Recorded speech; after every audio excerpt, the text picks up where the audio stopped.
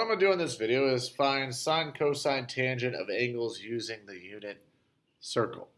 So before I jump into this, this is the unit circle.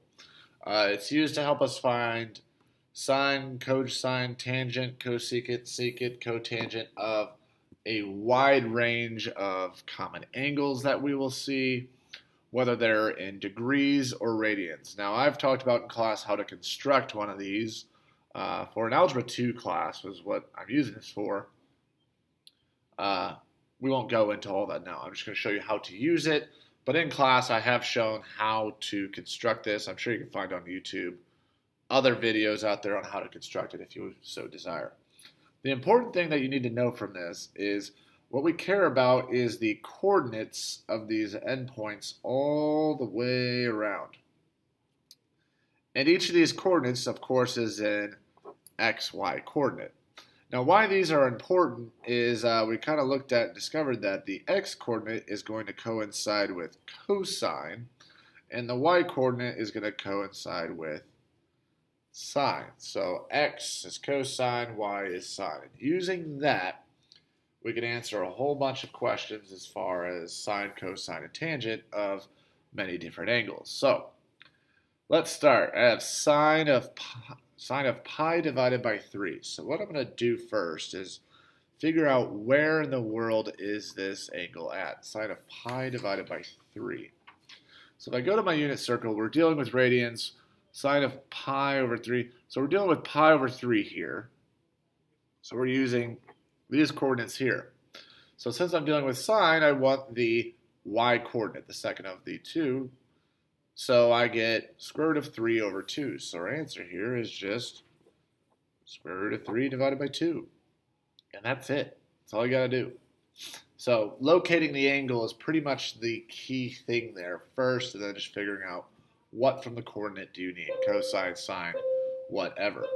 So our next one, we have sine of negative 60 degrees. So we're dealing with a negative angle measure here. So remember, when we're talking about angles at center position, positive angles go counterclockwise, negative angle measures go clockwise. So I'm going to talk to you about a few ways that you could kind of figure out where in the world is negative 60 degrees. So what I could do one way is think about, well, if I want to be negative 60 degrees, I'm somewhere down here. If I add just 360 degrees, taking you back this way, that should keep me at the same spot. So if you take negative 60 and add 360 degrees, remember 360 degrees is a full revolution in a circle, that should take you back to this angle, but if you add them together, it's going to give you the positive angle measure. Since this unit circle all deals with positive radians, positive degrees, it might be easier to think of it positive. So 300 degrees is right here, so I'll be dealing with this point. Another way you could think about how to find negative 60 degrees is think of positive 60 degrees. So if I measured positive 60 degrees, I go, so 1, 2, 3 out. Or you could just look and see, all right, we're going about this far out, which, so starting here, going that same distance, that'd be coming down 1, 2, 3, again, right down here. So you could kind of measure, oh, how far am I going, and then just measure that distance the opposite way, clockwise. One final way you can measure is think of the positive angle measure. So if we're dealing with negative 60 degrees, let's start with positive 60 degrees, and just find the point that is reflected across the x-axis. It's going to match up that way. So if we're up here at 60, and I reflect back down, I'm down here. This would be negative 60 degrees. Okay. So those are 3 different ways you could do that. One of them, a little bit more mathematical approach, and then just other ways you can help arrive at where you need to be.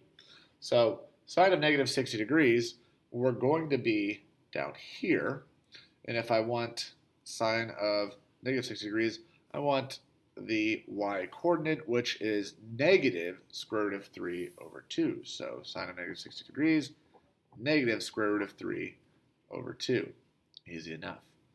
So now let's move to cosine. So cosine of 150 degrees. So I'm going to find where 150 degrees is at. So I'm looking, we're over here.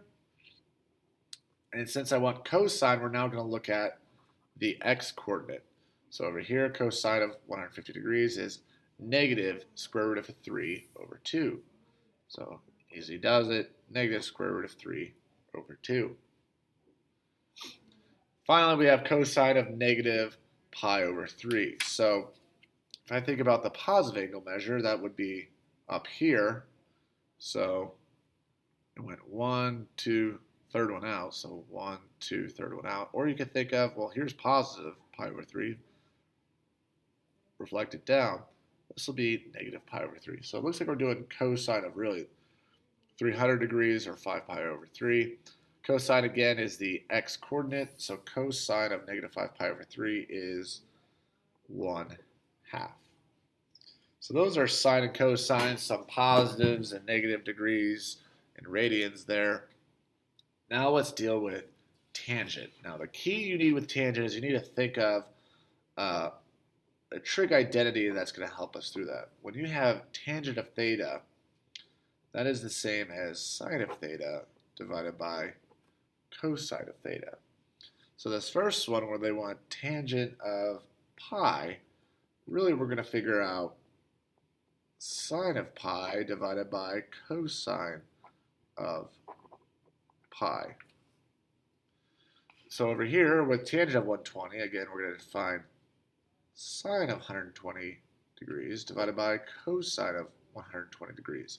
So if you're able to easily pick up sine and cosine, tangent really isn't that much of a step up. It's still finding sine and cosine. You just have to find two things instead of just one.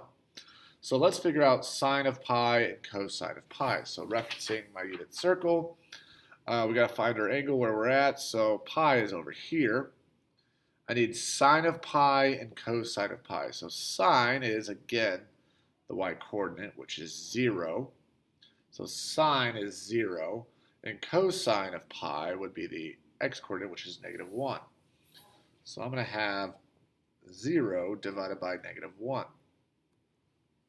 Now, if you divide those out, 0 divided by -1, you're just going to get 0. So tangent of pi is 0. Easy enough. Finally, wrap up our last example here. Sine of 120 divided by cosine of 120.